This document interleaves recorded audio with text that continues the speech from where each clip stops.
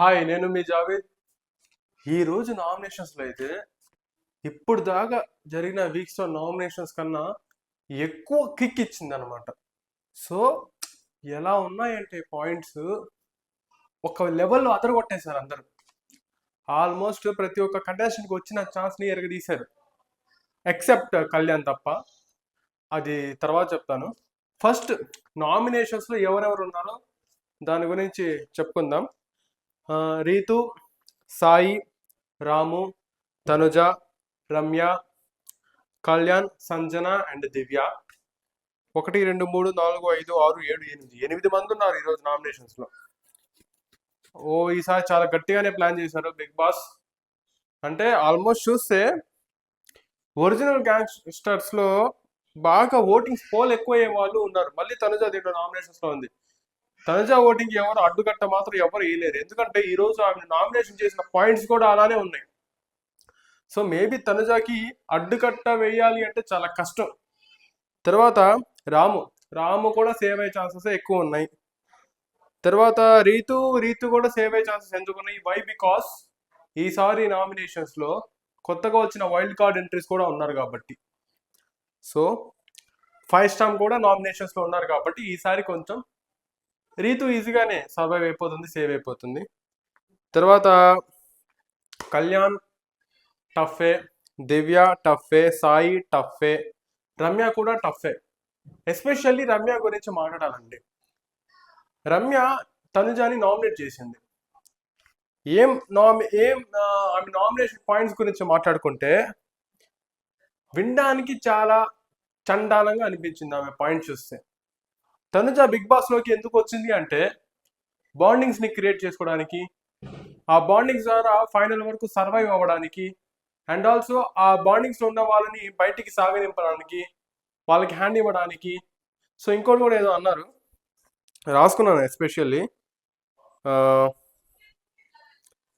Right, target fake ఒకరిని పంపించేశారు, అది భరణి గారిని అని చెప్తున్నారు, స్ట్రైట్ ఫార్వర్డ్ చెప్పారనమాట. ఇంకోటి ఏం చెప్పారంటే తనుజ గారు సపోర్ట్ లేకుండా ఆడలేరు అని చెప్పారు. ఎస్పెషల్లీ ఇక్కడ ఏం జరిగిందంటే తనుజ గారు భరణి గారు స్టార్టింగ్ నుంచి ఎలా ఉన్నారు అంటే అందరికన్నా వీళ్ళిద్దరు, తనుజ గారు భరణి గారు, అంటే తనుజ గారు వేరే వాళ్ళతో సరిగ్గా లేరు అని చెప్పకూడదు, ఎందుకంటే ఆల్మోస్ట్ అందరితో బాగున్నారు. అండ్ భరణి గారు తెలుసు కాబట్టి ఇంకొంచెం ఆయనతో బాండింగ్ అనేది చాలా వరకు క్రియేట్ అయింది. దాన్ని మనం కావాలని ఆమె భరణి గారితో బాండింగ్ పెంచుకున్నారు, భరణి సపోర్ట్ ఉంటే టాస్క్లో గెలవచ్చని బాండింగ్ పెట్టుకున్నారు, లేక ఇలాంటి బాండింగ్స్ పెట్టుకుంటే ఫైనల్ వరకు వెళ్ళడానికి ఈజీగా ఉంటుందని చెప్పారనమాట. రమ్య మీరు ఎంత పెద్ద మిస్టేక్ చేశారంటే తనుజాని టాప్ 5లో నుంచి తీయడానికి పంపించకుండా ఉండడానికి ఇంకా ఎవ్వరు ఏం చేయలేరు అనమాట. అలాంటి పాయింట్స్ పెట్టి మీరు తనుజాని నామినేట్ చేశారు. సో దీనికి గట్టిగా మీకు తనుజాకు వచ్చే ఓట్స్ పాయింట్తో మీ ఓట్స్ అనేది చాలా డిక్రీజ్ అయిపోయే ఛాన్సెస్ ఉన్నాయి. మీరు కొత్తగా వచ్చిన కోడిపిల్ల నామినేషన్స్లో మీరు ఆడియన్స్ దగ్గర నుంచి ఓట్స్ని లాగాలంటే చాలా కష్టం. సో ఎందుకంటే వై? బికాస్ మీరు చెప్పిన ఆ నామినేషన్ రిలేటెడ్ పాయింట్స్ మాత్రం అలాగే ఉన్నాయి. సో నాకైతే అది ఫేర్ అనిపించలేదు. అసలు వినడానికే చండాలంగా అనిపించాయి. అలాంటి మాటలు, బాండింగ్ పెట్టుకొని వచ్చారా? బాండింగ్ కోసమే వచ్చారా? బాండింగ్లో ఉన్న వాళ్ళని బయటికి పంపించేస్తారా? సో పంపించేసిన తర్వాత మళ్ళీ వేరే ఒకరితో అదే బాండింగ్ క్రియేట్ చేసుకోవడానికి వెతుకుతున్నారు. సో ఎంత గలీజ్గా ఉన్నాయి ఈ మాటలు వింటుంటే. సో రమ్య గారు మీరు ఇలాంటి మాటలు మాట్లాడితే మాత్రం it is not easy for you. అంటే లాస్ట్ వీక్లో చూసాం చప్పట్లు కొట్టడాలు, అండ్ నాగార్జున గారు కూడా చెప్పారు అంత గలీజ్గా మాట్లాడారు మీరు. లవ్ స్టోరీ రిలేటెడ్, పవన్ కళ్యాణ్కి అమ్మాయిలంటే పిచ్చి. సో ఇలాంటి మాటలు మాట్లాడితే మీరు ఏదో చేసేసినట్టు అనుకుంటున్నారు. అంటే బిగ్ బాస్ ప్రజలకి ఏదో చెప్పాలనుకుంటారు. మీరు ఒక పాయింట్ మర్చిపోతారు తెలుసా? మీరు బిగ్ బాస్ని ఎలా చూసారో మీకన్నా 10 times ఎక్కువ చూసే వాళ్ళు ప్రజల్లో ఉన్నారు, ఆడియన్స్లో ఉన్నారు. మీకన్నా ఎక్కువ తెలివైన వాళ్ళు ఉన్నారు. సో మీరు ఒక వే ఆఫ్ థింకింగ్లో చూసారనమాట. మీరు లోపలికి వెళ్తున్నారు, ఏం పాయింట్స్ పెట్టాలి అనే విధంగా ఆ థింకింగ్లో, ఆ పర్స్పెక్టివ్లో 5 weeks చూశారు. 5 weeks చూసి లోపలికి వచ్చారు. లోపలికి వచ్చిన తర్వాత మీరే కింగ్ అనుకుంటే సరిపోదు. మీరు చెప్పిందే నిజాలంటే ఆడియన్స్కి కళ్ళకి గంతలు కట్టుకొని చూడట్లేదు అనమాట. సో మొత్తం క్లారిటీగా చూస్తున్నారు ఆడియన్స్. మీరు ఆడియన్స్ ని మోసం చేయాలి అని అనుకుంటున్నారు యాక్చువల్ గా. కానీ రేపు నామినేషన్స్ కాదు, మేబీ మీరు సేవ్ అయ్యే ఛాన్సెస్ ఉన్నాయేమో నాకు తెలియదు కానీ, బట్ పోలింగ్ లో మాత్రం ఆడియన్స్ మిమ్మల్ని మోసం చేసే ఛాన్సెస్ ఎక్కువ ఉన్నాయి. అది గట్టిగా ఈ రోజు మీరు చేసిన నామినేషన్స్ లో క్షుణ్ణంగా కనబడుతుంది. సో దాన్ని మీరు ఫేస్ చేయక తప్పదు. That's it. తర్వాత కళ్యాణ్. అంటే యాక్చువల్గా ఈ నామినేషన్స్ ఎలా జరిగాయి, ఇమాన్యుల్ అండ్ ఐషా వీళ్ళిద్దరూ కొన్ని బెల్లెస్ పగలగొట్టారు, దాంట్లో స్లిప్స్ ఉన్నాయి. సో ఆ స్లిప్స్ ని మాట్లాడుకొని ఇచ్చారనమాట. సో ఇమాన్యుల్ ఏమన్నాడంటే, కళ్యాణ్ తనుజాని నామినేట్ చేస్తానంటేనే నేను స్పెసిఫిక్గా ఇచ్చాను, సంజన గాని అంటే నేను ఇవ్వను అని చెప్పాడు. యాక్చువల్గా కళ్యాణ్ మీరు ఎందుకు ఇంత జెన్యున్ గా ఉండట్లేదు, మీ జెన్యున్నెస్ ఎక్కడికి పోతుంది? మీరు ఇమాన్యుల్ కరెక్ట్గా ఒక పాయింట్ చెప్పారు, డిమాండ్ పవన్ కళ్యాణ్ని మోసం చేశాడు అని చెప్పావు కదా, ఇప్పుడు నువ్వు నన్ను మోసం చేశావు, ఏది లాయల్టీ అని స్పెసిఫిక్గా క్వశ్చన్ చేశాడు అనమాట. చెప్పింది ఒకటి చేసింది ఒకటి. నువ్వు అసలు కళ్యాణ్కి ఏమైందంటే, తనుజ గారు అదే ఎక్కువగా రమ్య గారు స్పెసిఫిక్గా ఏం చెప్పారంటే, ఒకసారి తనుజ గారు అంటే చప్పట్ల గురించి, ఈ రెండు చేతులు కలిస్తేనే సౌండ్ వస్తుంది అని చెప్పారు కదా, దానికి కళ్యాణ్ చేతులు వేస్తే ఈమె ఎందుకు వేయించుకుంటుంది, అక్కడ తిరస్కరించి వెళ్ళిపోవచ్చు కదా అని చెప్పారు కదా. దానికి తనుజ గారు కళ్యాణ్ దగ్గరికి వెళ్ళి, సో ఇక్కడ చెయ్యి జుట్టు మీద ప్యాంపరింగ్ చేసేటట్టు తలపెట్టు అని చెప్పారు కదా, తల మీద చేయబెట్టు అని చెప్పేసి అక్కడ కళ్యాణ్ హుస్ అయిపోయాడు అనమాట. సో ఇంకా తనుజని నామినేట్ చేయడు. సో అందుకని చెప్పేసి తెలివిగా సంజన గారిని నామినేట్ చేశాడు. సంజన గారిని ఏమని నామినేట్ చేశాడంటే, లాస్ట్ వీక్ పర్ఫార్మెన్స్ కొంచెం డల్ అని చెప్పేసి నామినేట్ చేశాడు. ఎస్ కరెక్టే. యాక్చువల్గా వైల్డ్ కార్డ్ ఎంట్రీస్ వచ్చిన తర్వాత సంజన గారు కొంచెం తక్కువ అయినట్టు అనిపించింది. ఎందుకంటే ప్రీవియస్ వీక్స్ లో పర్ఫార్మెన్స్ లాస్ట్ వీక్ లో సంజన గారి నుంచి అది కనిపించలేదు. Why? Because that is no, maybe ఎందుకు అయిందో ఏమో తెలియదు. బికాస్ మేబీ క్రౌడ్ అంటే ప్రతి ఒక్కరిని ఆమె అబ్జర్వ్ చేస్తున్నారు, కొత్తగా వచ్చిన వాళ్ళని అబ్జర్వ్ చేస్తూ మేబీ సమ్ టైమ్ ఆమె ప్రెజెన్స్ ని ఉంచుకోలేకపోయారు. మేబీ ఆమె గేమ్ ని అంటే ఎక్కువగా కనపడలేక ఆ దొంగతనాలు అనేది. దానికి ఇంకో పాయింట్ ఉంది, దొంగతనాలు అంటున్నాను కాబట్టి, దొంగతనాలు స్పెసిఫిక్ ఇలాంటివి చిన్నవి ప్రాంక్లు ఎందుకు చేయలేదంటే, స్పెసిఫిక్ నాగార్జున గారు చెప్పేసి ఆమె మెడలో బోర్డు కూడా వేశారు. సో ఆమె మెడలో బోర్డు వేసారు, ఆమెకు పనిష్మెంట్ ఇచ్చారు కాబట్టి, సో ఆమె అక్కడి నుంచి అది వదిలేశారు. సో వదిలేసి సంజన గారు వదిలేశారు. సో సంజన గారి గురించి చెప్పాలంటే, ఇప్పుడు సంజన గారు very strong player in the house. Sanjana గారిని బయటికి పంపించాలంటే చాలా కష్టం. ఎందుకంటే ఆమెకు ఓట్ అనేది, ఆమెకు ఒక బకెట్ ఆఫ్ ఓట్స్ అనేది ఆమె హౌస్ లో ఉన్నప్పుడు సేవ్ అవ్వడానికి కావాల్సిన ఓట్లు ఉన్నాయన్నమాట. సో సంజన గారిని అదే విధంగా నామినేట్ చేయడం, సో వీక్ లో మీరు పర్ఫార్మెన్స్ తక్కువ అని చెప్పేసి నామినేట్ చేయడం అది కరెక్ట్ కాదు. పాప ఇమాన్యువల్ ని కళ్యాణ్ మొత్తంగా మోసం చేశాడు. డెమాన్ ఎలా మోసం చేశాడని చెప్పాడు, అంటే ఫ్రెండ్ కాబట్టి చేయడని చెప్పేసి. సో ఇక్కడ ఏంటంటే మాట ఇచ్చి మరి దాన్ని వదిలేశాడు, గాల్లో వదిలేశాడు, తనుజాని చేయకుండా వచ్చేసాడు. ఇక్కడ నామినేషన్ పాయింట్ నే వేస్ట్ చేశాడు కళ్యాణ్. సో మేబీ ఈ పాయింట్ మీద కళ్యాణ్కి ఓట్స్ మేబీ ఎక్కువ రాకపోవచ్చు మేమో, కానీ తక్కువ మాత్రం వచ్చే ఛాన్సెస్ ఉన్నాయి. సో ఎందుకంటే స్ట్రాంగ్ గా ఉన్న కంటెస్టెంట్స్ అందరూ ఈసారి మళ్ళీ దిగారు అనమాట ఓటింగ్స్ లోకి, నామినేషన్స్ లోకి. మేబీ అది కూడా కావచ్చు. సో కళ్యాణ్ సింపుల్ గా సంజనాని నామినేట్ చేశారు. తర్వాత సంజన గారు వచ్చేసి ఇది కూడా చెప్పాలి, సంజన గారు దివ్యాని నామినేట్ చేశారనమాట. సో దివ్యాని ఎందుకు నామినేట్ చేశారంటే, మన జరిగిన టాస్కుల్లో లీడర్ బోర్డు నుంచి దివ్య గారు తీసేశారనమాట. స్పెసిఫిక్ గా దాని గురించి నామినేట్ చేశారు. నామినేట్ చేస్తే ఈమె దివ్య ఏం చెప్పారంటే, ఏం చేశారంటే ఓటికి అంటే సంజన గారు నామినేషన్స్ లో ఉంటే, దివ్య కూడా ఉంటే ఈమెకు ఎక్కువ ఓట్స్ పోల్ అవుతాయి, దివ్యకి తక్కువ ఓట్స్ పోల్ అవుతాయి అనే విధంగా ఆలోచించి సంజన గారు దివ్యాని నామినేట్ చేశారని దివ్య చెప్పింది. దివ్య నీ ఓటింగ్స్ కాదు కదా, ఎవ్వరు ఆమె ఓటింగ్స్ ని బ్యారియర్ వేసే ఛాన్స్ లేదు. అండ్ ఆల్సో ఒకరి ఓట్స్ ని ఆమె గ్రాప్ చేసుకోవడానికి ఛాన్స్ లేదు. ఎందుకంటే ఆమెకు సర్టైన్ లెవెల్ ఆఫ్ ఓటింగ్స్ అనేవి, ఆల్మోస్ట్ కొన్ని బకెట్స్ ఆఫ్ ఓటింగ్స్ అనేవి సంజన గారికి ఉన్నాయి. ఎందుకంటే లాస్ట్ వీక్స్ చూసాం ఆమె ఎలా సేవ్ అయ్యారు. సో ఆమె ఒక ఈ బిగ్ బాస్ 9లో ఆమె ఒక ఏం చెప్తారు, టార్చ్ బేరర్ అని చెప్పొచ్చు. ఆమె సంజన గారు ఈ బిగ్ బాస్ కి టార్చ్ బేరర్. ఆమె లేకుంటే లాస్ట్ 5 వీక్స్లో స్లోగా అసలు పోయేది చెప్పాలంటే, అసలు ఏం మ్యాటర్ లేదన్నమాట. సో పోయేది, దాన్ని లేపిన ఒక torch bearer Sanjana. So Sanjana, మీరుంటే సంజనాకి ఓట్స్ ఎక్కువ పోల్ అవుతాయి అని మీరు భ్రమిస్తున్నారు. అది చాలా తప్పు. మీ మాటలకి మీరు రేపు ఓటింగ్స్ లో కొంచెం డ్రాప్ ని మేబీ చూసే ఛాన్సెస్ ఎక్కువ ఉన్నాయి. ఎందుకంటే మీకు వచ్చే ఓటింగ్స్ సింగిల్ డిజిట్ పర్సంటేజెస్ మాత్రమే. సో మీ ఓట్స్ అనేది మేము అబ్జర్వ్ చేస్తూ ఉన్నాం. సో మీకు వచ్చేది సింగిల్ డిజిట్ పర్సంటేజెస్ మాత్రమే. కానీ సంజనాకి సింగిల్ డిజిట్ పర్సంటేజెస్ రావు, ఆమెకి ఎప్పుడు డబుల్ డిజిట్ పర్సంటేజెస్ వస్తాయి.